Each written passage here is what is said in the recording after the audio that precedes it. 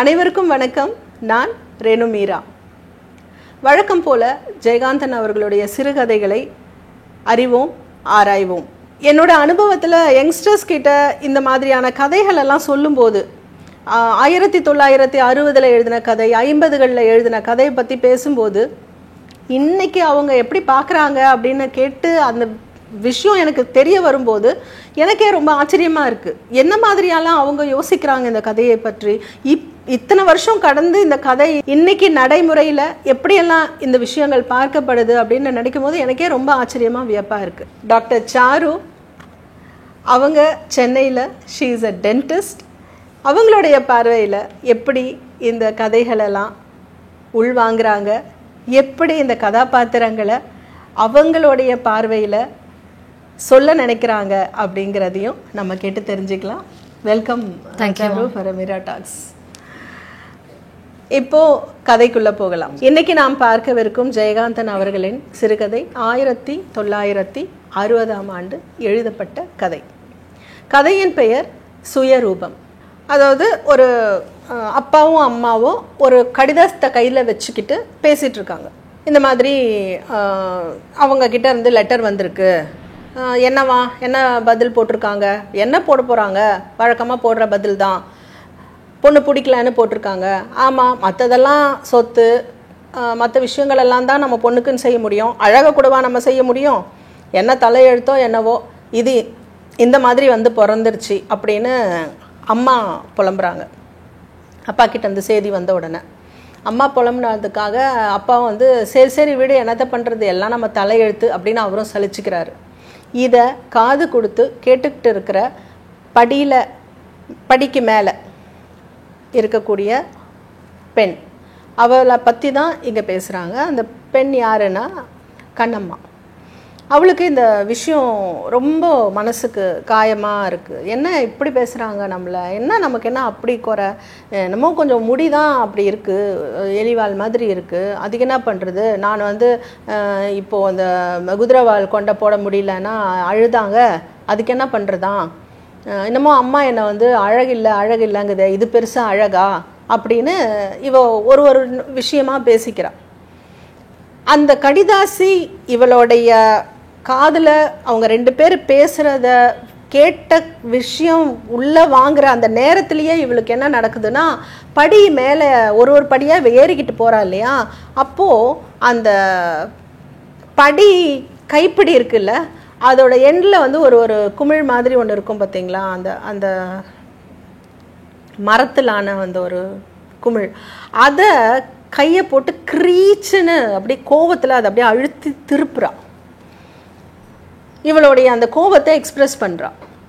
அதுக்கப்புறம் ஒரு படியாக மேலே ஏறி போகிறா. மேலே போனால் இவளோட ரூமில் போய் ஒரு நில கண்ணாடி இருக்குது. அந்த நில கண்ணாடியில் அவளையே பார்க்குறா. பார்த்துட்டு அங்கே கீழே நடக்கிற கான்வர்சேஷனுக்கு இவ மனசுல இருந்து இவ என்ன நினைக்கிறாளோ அது அங்கே பேசுகிறா. அப்படி என்ன பேசுகிறா அப்படின்னா, இவ ரொம்ப அழகா, இவ வெள்ளை, இவ வந்து தன்னை வந்து ஷேப்புன்னு சொல்கிறா. என்ன சிவப்பு, இவ என்ன செவப்பெல்லாம் ஒன்றும் இல்லை, வெள்ளை சோக நிறம், இது போய் பெருசாக பீத்திக்குது, என்னமோ அழகுங்குதே, என் பல்லு என்னமோ அசிங்கமாக இருக்கான், எடுப்பாக இருக்கான், என் பல்லு எடுப்பாக இருக்குது சரி, ஆனால் சீராக வரிசையாக இருக்குல்ல, இது பல்லு பாரு எப்படி இருக்குது, நல்லா செஸ் போர்டில் வர காயினுங்க மாதிரி அங்கங்கே துருத்திக்கிட்டு நிற்கிது அப்படின்னு சொல்லி அம்மாவை விமர்சிக்கிறான். பங்கஜம், ஆமாம் பங்கஜம் கல்யாணம் ஆகியே 15 வருஷம் ஆகுது, இன்னும் புள்ள இல்லை, என்னைக்கு அவன் புருஷன் வந்து உன் பொண்ணை நீயே வச்சுக்கோ அப்படின்னு கொண்டு வந்து இங்கே தள்ளிட்டு போகிறானோ தெரியல. அப்படி தள்ளிட்டு போனால் தெரியும். அப்போவும் இந்த அம்மா என்னை இப்போ வச்சுக்கிட்டு வஞ்சிக்கிட்டு இருக்கா பார், அதே மாதிரி தான் பங்கஜத்துக்கும் நிலைமை அப்படின்னு சொல்லி அக்காவையும் கூட சேர்ந்து திட்டுறான். என்னமோ பங்கஜம் சொன்னாலாமே, எனக்கு வந்து சுயமரமே பண்ணாலாமே, அவனை பிடிக்கல இவளை பிடிக்கலன்னு, பங்கஜம் தான் சொல்வாளா, நானும் சொல்லுவேன் அப்படின்னு சொல்லி நிலக்கண்ணாடியை பார்த்துக்கிட்டு இவ பேசிகிட்டு இருக்கான். அதுக்கப்புறமா என்ன பண்ணுறா, அங்கே இருக்கிற ஒரு பெரிய ஈஸி சேரில் உட்காந்துக்கிறான். உட்காந்துக்கிட்டு தன்னோட முந்தானையை எடுத்து கண்ணு வாய் மூக்க மூடின மாதிரி குமுறி அழுக வருது அவளுக்கு. அப்புறம் அடுத்த செகண்டே அவள் திரும்பவும் நிலக்கண்ணாடியை திரும்பி பார்த்துட்டு, நான் எதுக்கு அழணும், எனக்கு எதுக்கு இந்த நிலைமை, எனக்கு என்ன குறை, அவங்க கண்ணுக்கு குறையா தெரியுது. அழகுங்கிறது அவங்களோட கண்ணில் தான் இருக்குது. எனக்கு நான் அசிங்கமாக தெரியலையே, அப்புறம் எதுக்கு நான் அழணும்? அப்படித்தான் எதிர் வீட்டில் அவன் பேர் என்ன, ராமநாதனோ சோமநாதனோ, அவனை எப்போ பார்த்தாலும் எங்கள் அம்மாவும் அப்பாவும் இந்த வீட்டுக்கு கூப்பிட்டு டிஃபன் காஃபி கொடுக்கறது என்ன, சாயந்தரம் ஆனால் அவனுக்கு வந்து உட்காந்து அரசியல் பேசுறது என்ன. அதுக்கப்புறம் அவனை பார்த்தா எனக்கு நினைக்கும் போது அருவருப்பாகவும் கேலியாகவும் தான் இருக்குது. எங்கள் அம்மா முந்தானியை இழுத்து மூடி போத்திக்கிட்டு உள்ளே போயிடும். காரணம் என்ன தெரியுமா? அவனை இந்த வீட்டு மாப்பிள்ளையாக வளைச்சி போடுறதுக்கான ஏற்பாடு. சீச்சி, அப்போது இதெல்லாம் உனக்கு பிடிக்கலையா அப்படின்னு கண்ணம்மா கண்ணாடியை பார்த்து தனக்குத்தானே பேசிக்கிறான். அதுக்கு கண்ணம்மாவே பதில் சொல்கிறா, எனக்கு பிடிக்குதுன்னு சொல்ல முடியாது, பிடிக்கலன்னு சொல்ல முடியாது. இதுதான் என்னுடைய நிலைமை, உணர்ச்சியற்ற நிலைமை.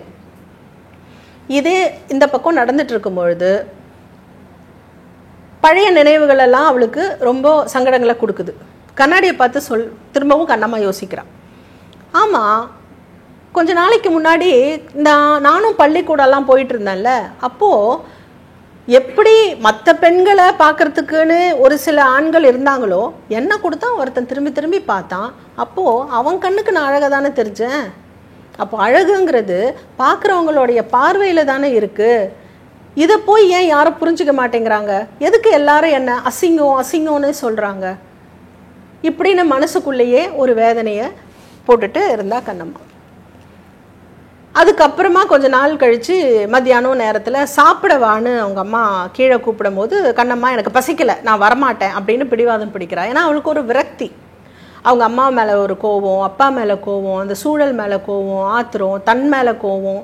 அந்த விரக்தியில் அவள் வரமாட்டேன்னு சொல்லி அடம் பிடிக்கவோ, ஏன் வரமாட்டேங்கிறன்னு சொல்லி அவங்க அம்மா மேலே வந்து இப்படி தான் என் உயிர் எடுக்கிற, நீ வந்து தரித்திரம் அப்படின்னு எல்லாம் சொல்லி ரொம்ப வசை சொற்கள் சொன்ன உடனே அவளுக்கு ரொம்ப மனசு கேட்கல. அப்போ குமுறிட்டு அழறா.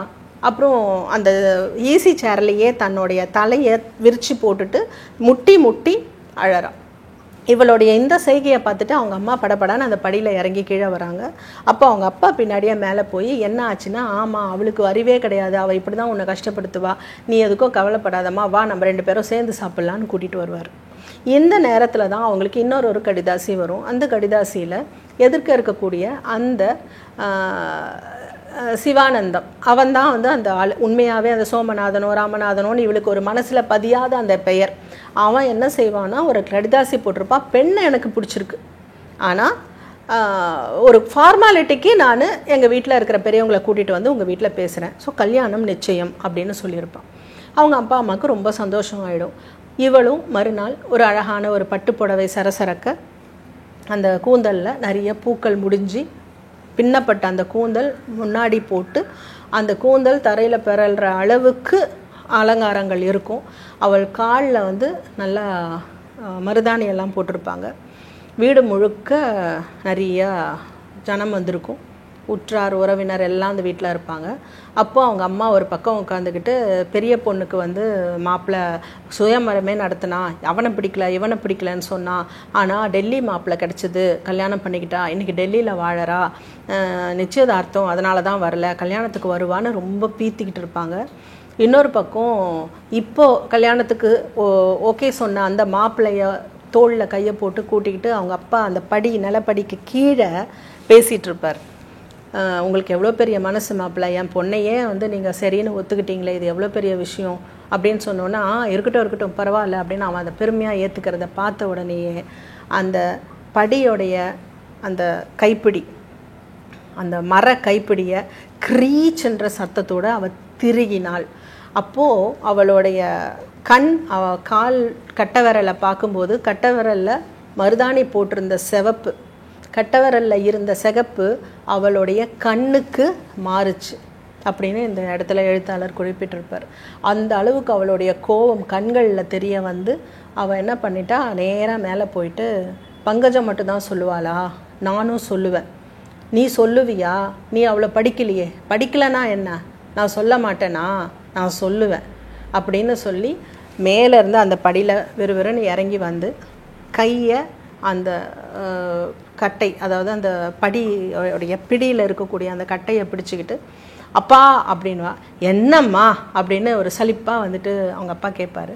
எனக்கு இந்த கல்யாணம் வேண்டாம், எனக்கு இந்த மாப்பிள்ளைய பிடிக்கலை. என்னம்மா சொல்கிற அப்படின்வா.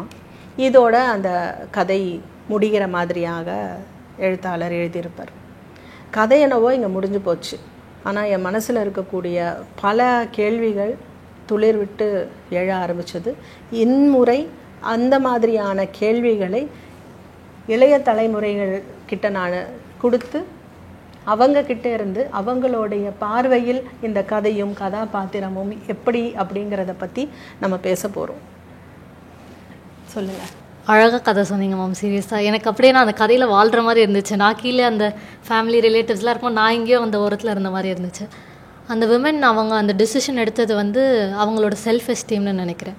சம்வேர் வெளி உலகத்தில் ஒருத்தவங்க நீ கருப்பாக இருக்க, ஒல்லியாக இருக்க, குண்டாக இருக்க அப்படின்னு சொல்கிறத விட சொந்த வீட்டில் ஒருத்தவங்க சொன்னால் என்ன பண்ண முடியும், அதை ஹேண்டில் பண்ணுற விதம், அவங்க அந்த மிரர்கிட்ட அவங்க பேசிக்கிட்டது, மிரர் வேறு அவங்க அம்மா அப்பாவோ இருந்திருந்தால் மேபி அவங்களோட சொல்யூஷன்ஸ் இன்னும் பெட்டராக இருந்திருக்குமோ. அவங்க நோ சொன்னது சரியாக தப்பான்னு தெரியல, ஆனால் அவங்க அந்த இடத்துல அவங்களோட செல்ஃப் எஸ்டீம் அவங்க ப்ரியாரிட்டைஸ் பண்ணது ஐ திங்க் எல்லா விமனும் பண்ணியிருந்தால் that would been better. And ஒரு விஷயம் ரொம்ப கஷ்டமாக இருக்குது இந்த கதை கேட்கும்போது என்னென்னா, 1960s இருந்த ஆத்தருக்கு அந்த கதை அப்போ எவ்வளோ ஃப்ரெஷ்ஷாக இருந்துச்சோ அதே அளவு ஃப்ரெஷ்ஷாக இப்போவும் இருக்குது. இப்போது எல்லார் ஃபேமிலியிலுமே இந்த மாதிரி கஷ்டங்கள். வெளி உலகம் சொல்கிறது எஸ், ஆமாம், 4 பேர் 4 விதமாக பேச தான் செய்வாங்க. ஆனால் சொந்த வீட்டில் அம்மா அப்பா சொல்லும்போது அந்த குழந்தை அதிலேருந்து வர கஷ்டங்கள், அதோட பாதிப்பு இட்ஸ் கோயிங் டு பி பிக்ல. அது இந்த காலம் எப்போ மாறும். ஒரு பேரண்ட்டாக நான் அந்த தப்பை பண்ணக்கூடாதுன்னு நினைக்கிறேன். நான் பேரண்ட் ஆகும்போது அந்த தப்பை என்றைக்குமே என் லைஃப்பில் நான் பண்ணிடக்கூடாது. என்னை சுற்றி இருக்கவங்களும் அந்த தப்பு பண்ணிடக்கூடாது. கான்ஷியஸாக ஸ்டெப்ஸ் எடுக்கணும் அப்படின்னு நினைக்கிறேன் மேம்.